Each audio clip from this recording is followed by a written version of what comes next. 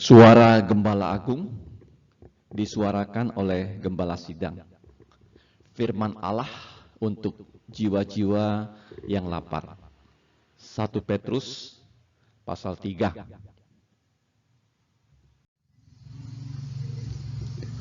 Demikian juga kamu, hai istri-istri, tunduklah kepada suamimu, supaya jikalau ada di antara mereka yang tidak taat kepada firman, mereka juga tanpa perkataan dimenangkan oleh kelakuan istrinya, jikalau mereka melihat bagaimana murni dan salehnya hidup istri mereka itu. Perhiasan kamu janganlah secara lahiriah, yaitu dengan mengepang-ngepang rambut, memakai perhiasan emas, atau dengan mengenakan pakaian yang indah-indah. Tetapi perhiasanmu ialah manusia batiniah, manusia rohaniah yang tersembunyi dengan perhiasan yang tidak binasa, yang berasal dari roh yang lemah lembut dan tentram, yaitu buah roh ya, kasih, sukacita, damai, dan seterusnya. Terakhir itu adalah menguasai diri, yaitu hidup dikuasai oleh firman Tuhan. Itu artinya menguasai diri yang sangat berharga di mata Tuhan. Sebab demikianlah caranya perempuan-perempuan kudus. Ini ada istilah perempuan-perempuan kudus, ada orang kudus ya. Ini kalau perempuan-perempuan kudus dalam bahasa Latinnya itu adalah santa. Kalau laki-laki kudus artinya santo. Jadi semua orang percaya adalah santo-santo dan santa-santa. Karena apa? Sudah ditebus dengan darah Yesus. Jadi ada penyimpangan pengajaran ya, yaitu hanya orang tertentu diberi gelar santo dan santa, itu adalah salah.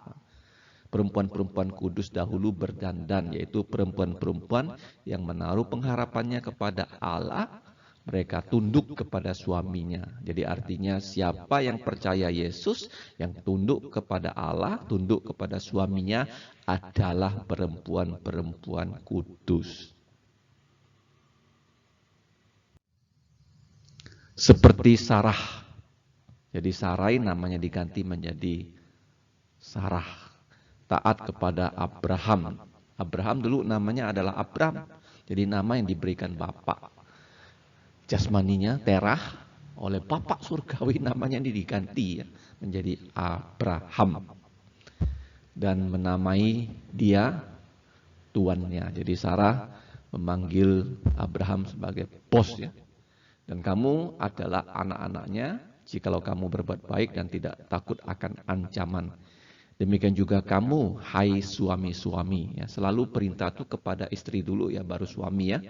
Kalau kita baca dalam ya, surat-surat Rasul Paulus juga demikian ya. Kenapa? Karena istri lebih dulu ya jatuh dalam dosa dibandingkan Adam sang suami. Jadi selalu ya istri diberi perintah dulu baru ya suami. Ayat 7. Demikian juga kamu, hai suami-suami, hiduplah bijaksana dengan istrimu sebagai kaum yang lebih lemah. Hormatilah mereka sebagai teman pewaris dari kasih karunia, yaitu kehidupan, supaya doamu jangan terhalang. Jadi di sini ya, dia adalah istri dari kita sebagai suami, tetapi dia juga adalah saudari kita dalam Yesus Kristus loh. Dan akhirnya adalah kamu semua seia sekata, satu perasaan, mengasihi saudara-saudara, penyayang dan rendah jantung.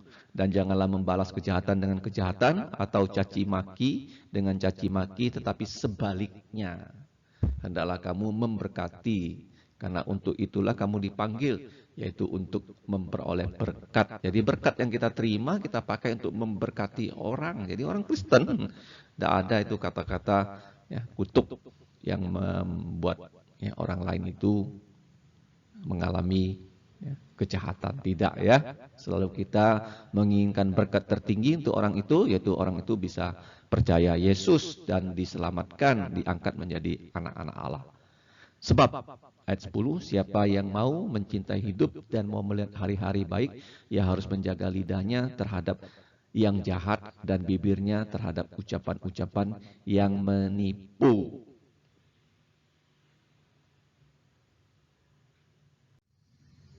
Ia harus menjauhi yang jahat dan melakukan yang baik. Ia harus mencari perdamaian dan berusaha mendapatkannya. Sebab mata Tuhan tertuju kepada orang-orang benar dan telinganya kepada permohonan mereka yang meminta tolong. Tetapi wajah Tuhan menentang orang-orang yang berbuat jahat.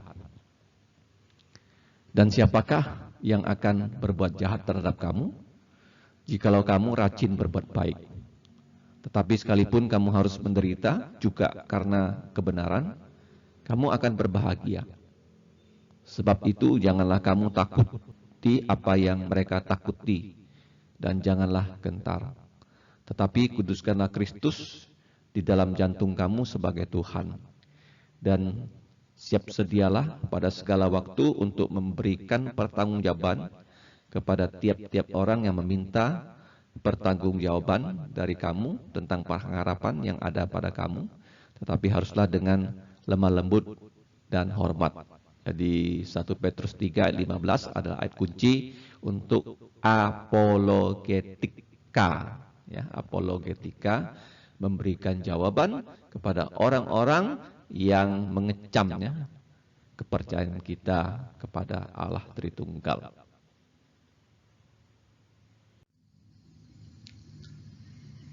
Dan dengan jantung nurani yang murni, supaya mereka yang memfitnah kamu karena hidupmu yang saleh dalam Kristus menjadi malu karena fitnahan mereka itu. Sebab lebih baik menderita karena berbuat baik, jikalau hal itu dikehendaki oleh Allah, daripada menderita karena berbuat jahat. Sebab juga Kristus telah mati sekali untuk segala dosa kita. Ia yang benar untuk orang-orang yang tidak benar, supaya ia membawa kita kepada Allah. Ia yang telah dibunuh dalam keadaannya sebagai manusia, tetapi yang telah dibangkitkan menurut roh. Jadi Yesus Kristus setelah disalibkan mati, dia itu dibangkitkan oleh Allah Bapa sesuai wahyu kitab Efesus pasal pertama. Kemudian Yesus membangkitkan dirinya sendiri. Ini mujizat yang paling besar yang Tuhan Yesus lakukan, yaitu membangkitkan diri sendiri dari kematian, sehingga dia memiliki tubuh mulia. Kalau kita baca dalam Injil Yohanes. Tetapi yang telah dibangkitkan menurut roh, artinya Roh Kudus membangkitkan Tuhan Yesus. Jadi kebangkitan Yesus adalah pekerjaan Allah Bapa, Allah Putra, Allah Roh Kudus, Allah Tritunggal. Di mana kalau kita lihat ini lebih hebat daripada sekedar turun dari salib seperti yang diinginkan oleh orang-orang Yahudi. Dibangkitkan menurut roh, dan di dalam roh itu juga ia pergi memberitakan Injil kepada roh-roh yang di dalam penjara. Ini dilakukan oleh Nuh, ya, mewakili Yesus, ya, memberitakan Injil. Tetapi sayang sekali hanya Nuh, istri, ketiga putra, ketiga menantu, 8 orang saja yang selamat.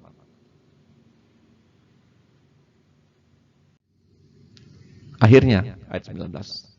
Dan di dalam roh itu juga, ia pergi memberitakan Injil kepada roh-roh yang di dalam penjara, yaitu kepada roh-roh mereka yang dahulu pada waktu Nuh tidak taat kepada Allah. Ketika Allah tetap menanti dengan panjang sabar waktu Nuh sedang mempersiapkan bahteranya. Ini sekitar 100 tahun, ya, Nuh membangun bahtera. Di mana hanya sedikit, yaitu 8 orang yang diselamatkan oleh air bah itu.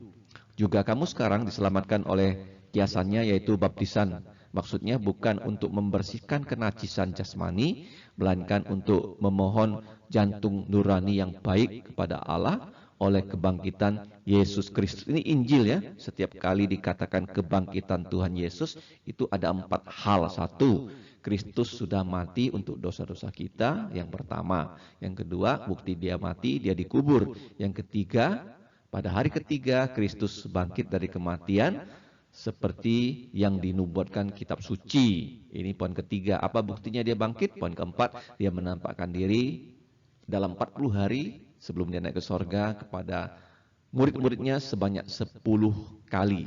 Nah, di sini kenapa disebut Yesus Kristus, tidak ada kata Tuhan, karena Yesus itu artinya Tuhan adalah juru selamat saya. Yesus ya, kalau kamu percaya Yesus, kamu percaya Dia Tuhan yang menyelamatkan kamu. Bagaimana caranya Dia menyelamatkan kita?